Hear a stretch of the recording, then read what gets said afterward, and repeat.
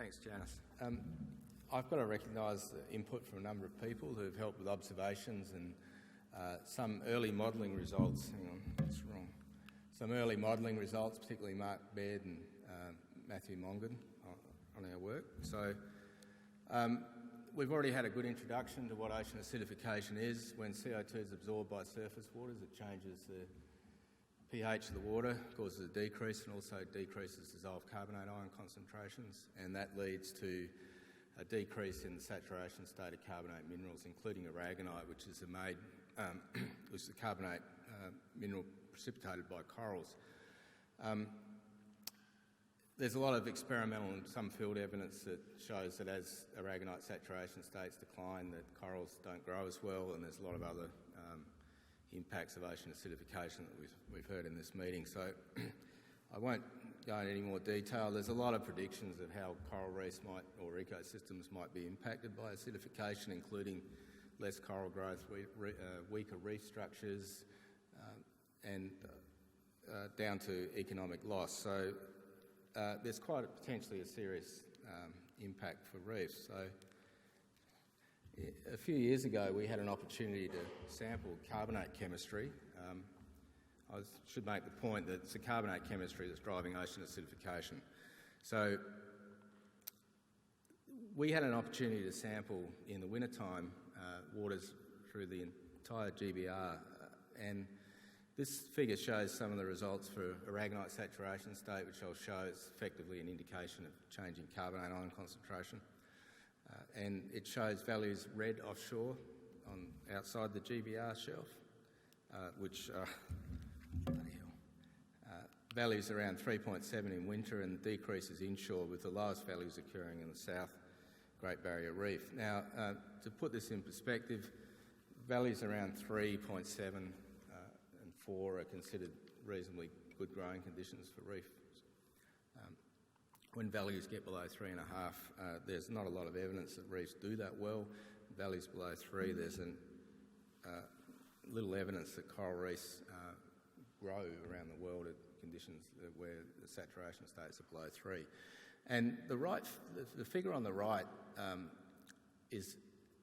shows what the saturation state would have been in pre-industrial times. So in the offshore waters in winter, it would have been around 4.5 in the Coral Sea. Present day, 3.7, and we're on track we're on a high emission scenario for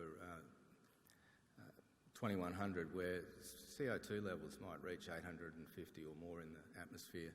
And the saturation state at that time in the offshore waters is likely to be around 2.3, so it's not particularly a good outlook for reefs.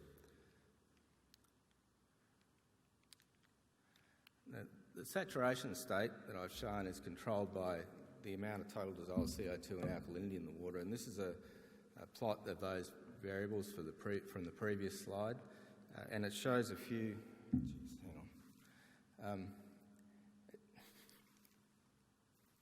It shows there's a couple of features I wanted to point out here. Firstly, the offshore waters have a fairly narrow range of alkalinity and total CO2. They're the source waters for the Great Barrier Reef shelf. As the water flows onto the shelf from the Coral Sea, there's a decline in alkalinity and a small decline in total CO2, and that's consistent with a signal we expect from net calcification on the reef. Not unsurprising, it's very different than you'd expect for new production. And we've also, at that time, identified some areas that are mostly close in the shore where there's higher CO2 and alkalinity, and they're probably an indication of maybe some net dissolution and remineralisation. So the important thing about this slide is that it's giving us an indication we can use the water chemistry to get an idea of the state of the reef, so this balance between net production and net calcification for the GBR system. And we set about building some biogeochemical observing systems to detect how the carbonate chemistry is changing through the GBR and how ocean acidification rates are changing.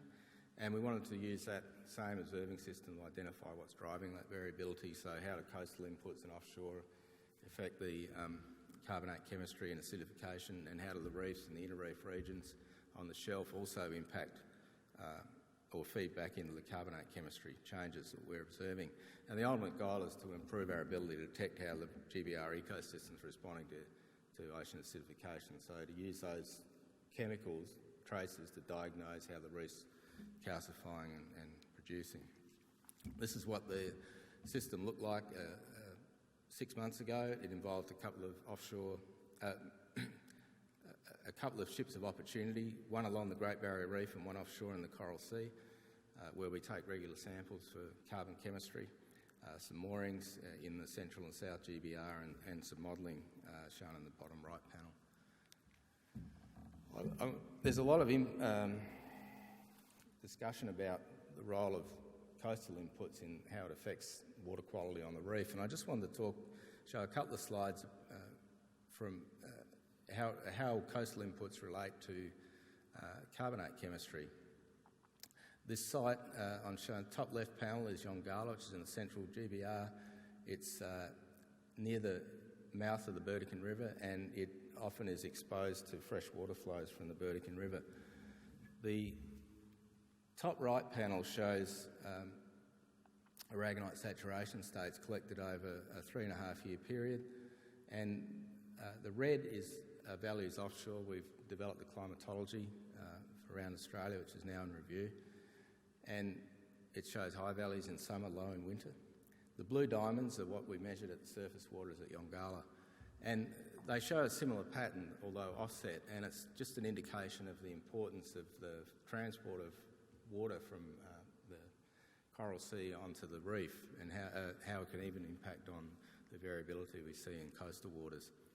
There are a few exceptions. There's big departures in early 2011. Cyclone Yassi swept through the region. It caused low values of aragonite saturation state, and you can see these are the Yongala measurements through the water column.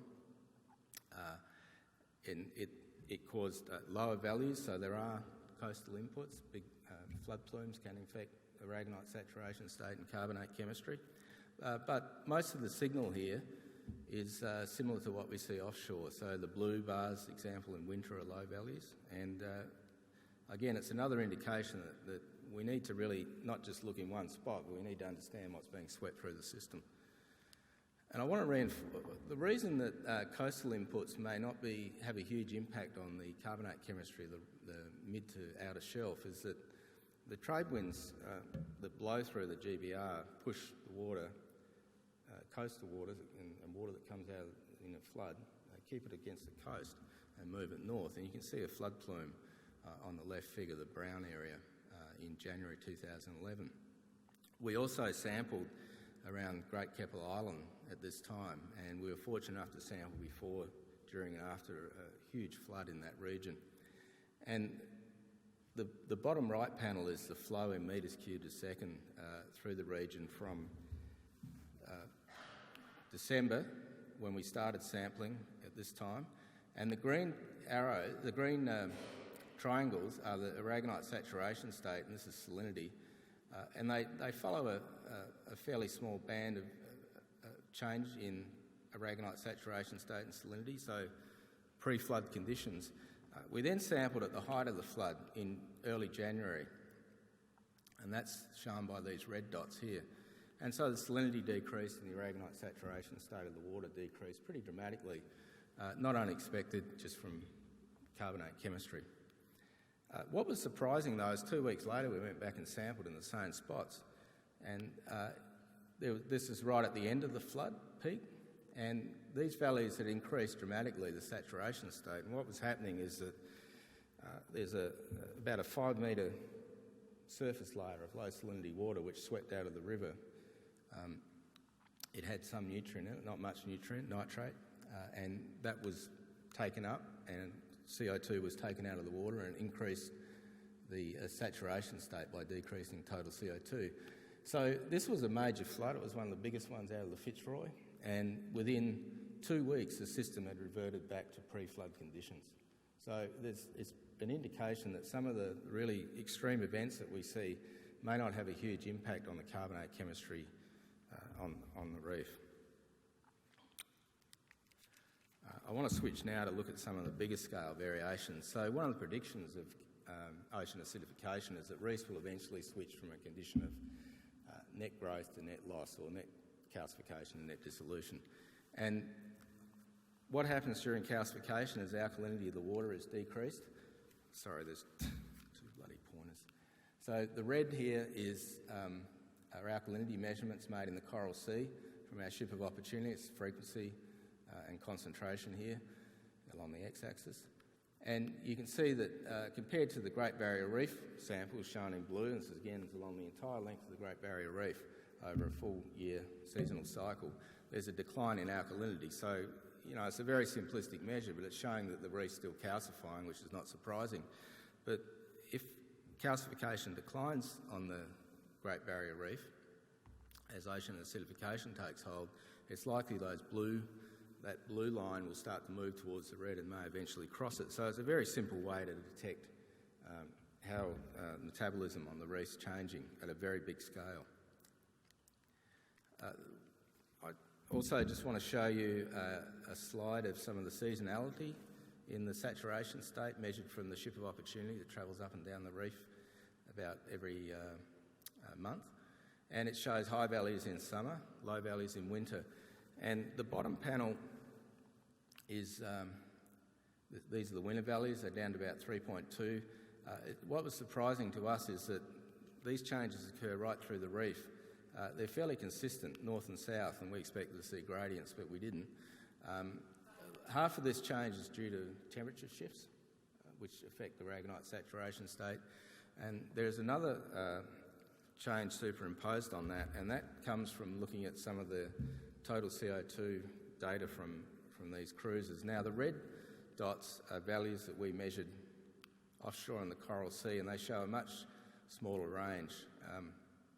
The blue are the measurements made along the entire length of the GBR again. And they show that in winter there's a source of CO2 on the Great Barrier Reef, and that's driving some of that lower saturation state water. It doesn't happen for alkalinity, so it's not a dissolution signal. It's a signal due to some combination of remineralisation and carbon uptake from the atmosphere, because this is a shallow body of water over the reef, and it's a big CO2 sink in the winter months due to temperature change. We're still looking at the relative importance of these processes, but what we're doing is picking up an idea of the major controls on carbonate chemistry on the reef now, and the next phase of the work is really to try and integrate our observations with models of the Great Barrier Reef. So here there's bottom three panels are some models that are being developed for e-reefs, and we're incorporating biogeochemical models to the e-reefs model, and that allows us to model some of the spatial variability and transport through the reef, and it goes from individual reef scales where we're developing parameterisations of calcification and production up to the whole of GBR, and it's critical that that includes our observations to test and the models.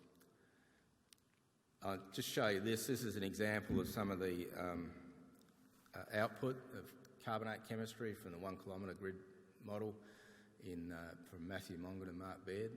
Shows alkalinity, pH, dissolved CO2 and saturation state. And the fluctuations are just tidal effects, and it's only done over a few days, but it's very early in the development of this model, but we're starting to get to the point where we can look at the regional variability and connection between reefs. So that's work for the future. So in summary, there are big changes in carbonate chemistry and ocean acidification predicted for the reef. They're imminent. From the data we have, coastal processes are not that big an influence on the carbonate chemistry, the GBR. And transport of offshore waters and local production calcification on reefs is what's driving the variability, and that's superimposed on the long-term change. And it's possible to develop a observing and modelling system to detect shifts in the reef metabolism, so the production calcification balance, but from regions to whole GBR, but it's still very much work in progress. I want to thank some of the groups that have funded aspects of the research. And I also just want to plug quickly two meetings that are really important. And first one is the Oceans in a High CO2 World Meeting planned for Hobart in early May 2016. The website is here. It's held every 4 years, and it's the biggest ocean acidification meeting in the world. And it's the first time it'll be held in the Southern Hemisphere. So if you're interested, there's the website. And the other meeting is following that symposium is the Global Ocean Acidification Observing Network workshop. It's called Go On. And Go On is really trying to bring different nations together to form a coherent group that can understand how ocean acidification is changing from coast to the open seas and the ecosystem response. It involves over 30 nations at the moment, and there's a meeting to look at biological essential variables, data products and data synthesis in the future, and it'll be held in Hobart in May. Thanks.